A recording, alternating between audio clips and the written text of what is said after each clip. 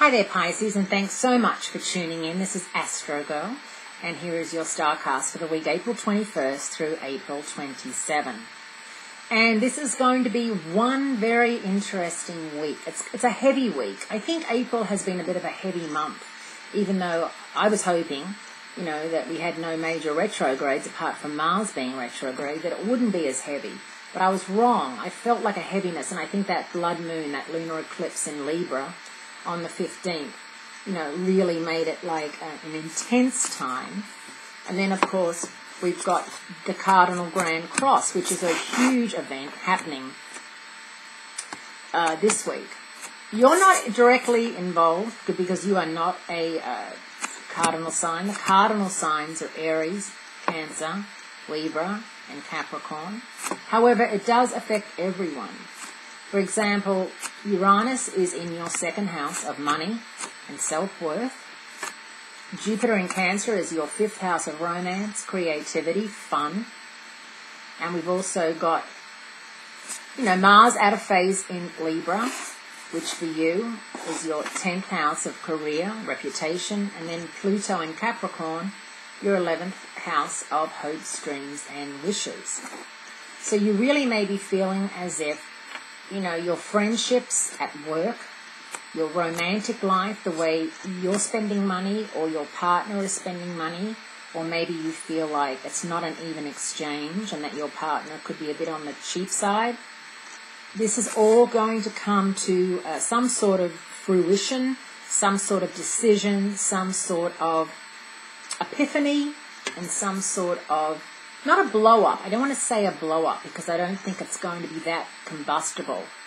But the fact that, Jupiter's involved in your romance zone is probably the most important thing because, it does signify a death of some kind. I'm not talking about a funeral.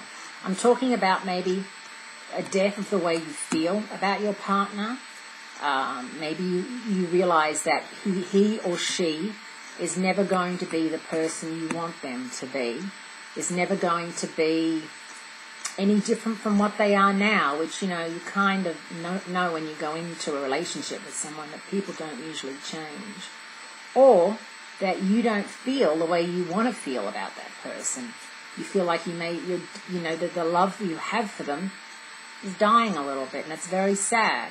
But this is the catalyst for all that, keeping in mind that Jupiter is in Cancer through July 17, which is helping you to realize that if you're not in a loving, sexual, happy, fun relationship, what's the point? Now, later in the week, April 25th, which of course is Anzac Day in Australia, Jupiter pairs for the final time with fixed star Sirius. Now, Sirius, interestingly enough, is what in the US we call satellite radio. It's called Sirius, but it is a fixed star. This happy alignment between Jupiter and Sirius will have the greatest effect on women, children, and real estate values. So they're probably going to go up. And so if you want to get in before they go up, you better get in quick. On the same day, April 25, there will also be a calming three-way trine between the Pisces moon, Jupiter in Cancer, and Saturn in Scorpio. So it's actually a really good day for you, April 25, which, as I said, is Anzac Day, and a day for you to hang out with Cancerians, Scorpios, you water people, where you feel most comfortable. Have a great week, Pisces. I know it's a heavy week, for you especially, because you take on a lot of stuff that other people have got going on. You're a psychic sponge, we say in astrology. Try not to do that. Let everyone just work things out for themselves. You've got enough to worry about. Have a great week, and I'll speak to you again next week.